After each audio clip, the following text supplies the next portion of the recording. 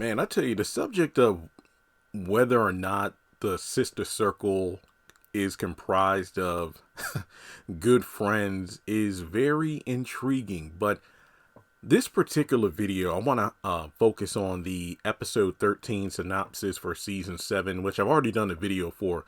Who can I run to?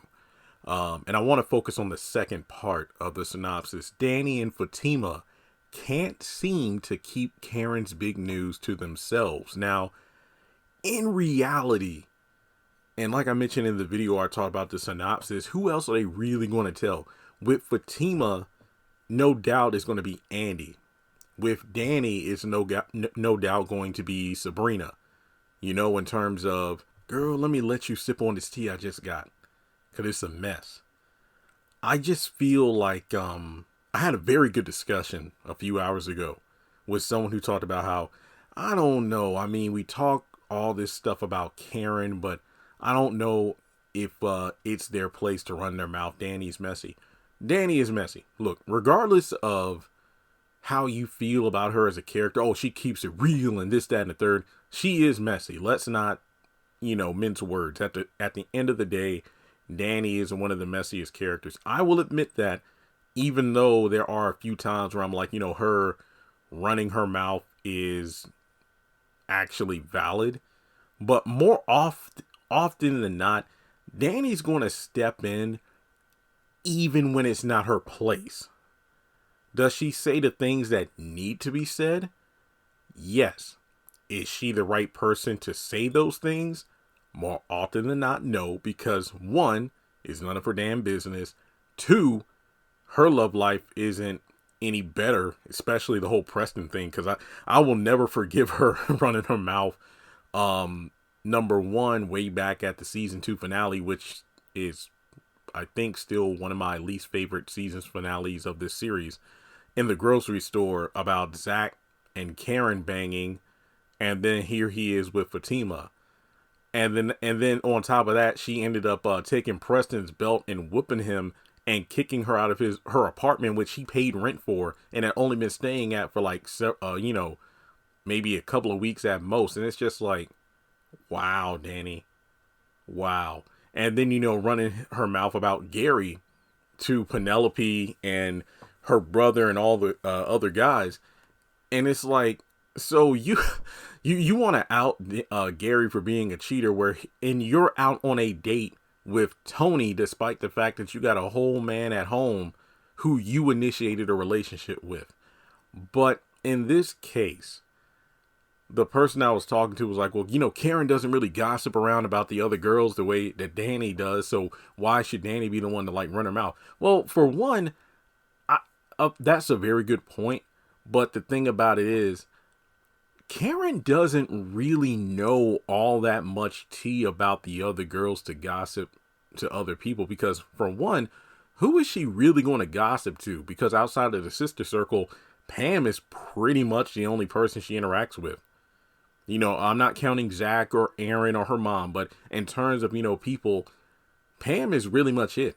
And usually she won't tell Pam anything because she knows Pam is, look, for as messy as Danni is, Pam is easily the nosiest character in the series. And, for as good as Fatima is with her connections and whatnot, I guarantee you, if there was a competition between Fatima and Pam as to who can find out news the quickest, I would have to give it to Pam. Don't get me wrong. Fatima is very capable, but Pam, her connections just run deep. I don't know. I just feel like, it runs deeper than Fatima's to some capacity. But look at the sister circle as a whole. Karen and Andy have always kept things between themselves, and there's always the whole aspect of, oh, you always keep us in the dark. Hell, even Sabrina called it out for the first time herself, as opposed to Danni, about being kept in the dark. It's like, man, when I was at the hospital and I saw Karen there and she was trying to hide the fact that she was there for a DNA test, she wouldn't have told us. Yeah, it's always been like that, because usually the tea between Danni and Sabrina stay between them, and then with Andy and Karen, it stays between them. And only when they're in a group setting and they're all kind of checking in on each other, especially if shit hits the fan, that's when it's like, well, hey, Calvin got into a fight with a guy I was seeing, or, Preston, did this and yada, yada, yada. So I don't think it's a fair comparison to be like, well, Karen doesn't run her mouth about the other girls because, it doesn't make sense for the other girls to run their mouths about her. Well, the thing is, Karen kind of only cares about herself, because when you really think about it, whenever they're together, how often does Karen actively want to hear about what's going on in the lives of everyone else aside from herself? And I wanted to make this point in the post, I haven't typed up yet, but if you go back to like the mocktail party and several other examples in the series, whenever Karen is unhappy, she wants everyone else to be miserable. Misery loves company. It's rare that she allows the other girls to feel excited about something if she's in a funk about something. Because even if the event or the gathering or the conversation has nothing to do with her, she will find some way to like talk about her own issues, mainly Zach or Fatima. I don't think it matters. Not to mention, Karen, it doesn't really matter the big news. I mean, I think she wants to keep this big news to herself due to the fact that she's embarrassed as hell. I mean, honestly, if Zach wasn't the father of either twin, she would just want to crawl into a, cave and just die. But now it's even more humiliating that she was wrong about Zach being the father of both, because now it's like I'm knocked up by two dudes at once, which I do think is worse than being wrong about the baby daddy altogether. Because, I've always said, like, it's really strange that she says she's so certain that he's the daddy, but it's like, but you never really said it with such confidence. It kind of felt like you were forcing yourself to believe it to be true when you knew it wasn't. And now it's like all the people you've told is like, oh, so when is Zach going to help out? Yeah, it's kind of weird. Like, let's say if the twins or something are at the salon, or, and then Zach comes to pick up one. It's like, wait, Zach isn't going to pick up the other child? What kind of mess is that? And then the other daddy comes in at some point to pick up baby number 2. It's like, what? Yeah, she just doesn't want to be humiliated. She's just like Andy in that regard. You know how Andy doesn't like to be humiliated because she'll get revenge somehow?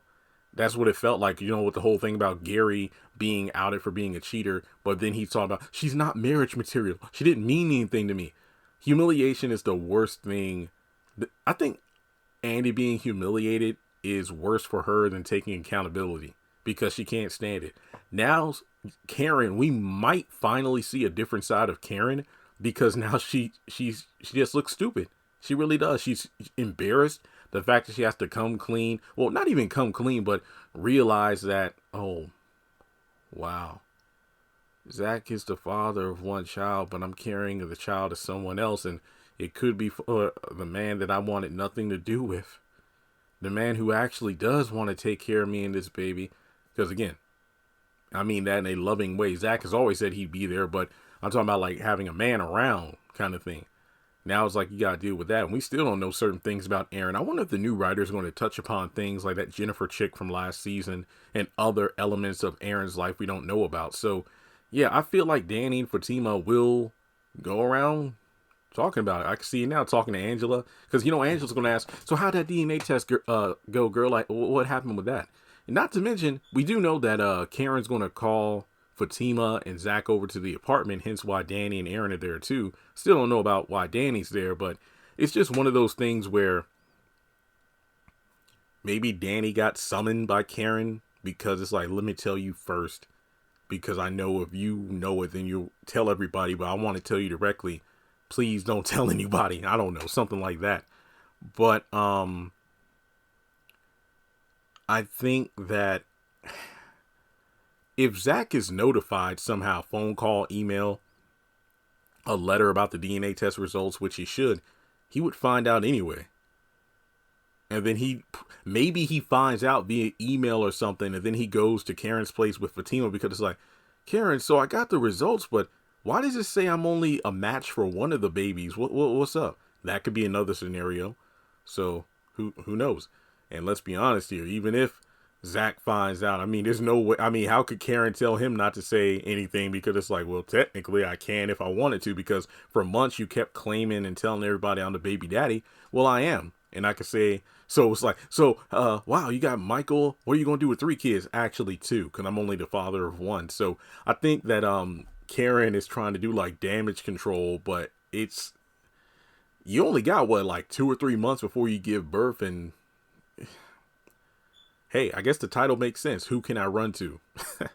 Well, I don't know, Karen. Just go to the mirror, look at yourself, because you did it to yourself. You really did. I mean, you had sex with Aaron only to get over Zach or whatever. Because didn't Aaron even say the reason I left in the middle of the night was because while we were having sex, I heard you saying in my ear. So it's like, oh wow. So yeah, the gossip is going to begin, and we'll just have to wait and see how things unfold. Also, the fact that we actually see Karen in, like, what is it, like a purple or pink dress, I feel like is a, different look as opposed to the all black. So Karen, Karen, Karen. All right. Well, let me know your thoughts in the comment section below. Like and subscribe, and I'll catch you in the next video.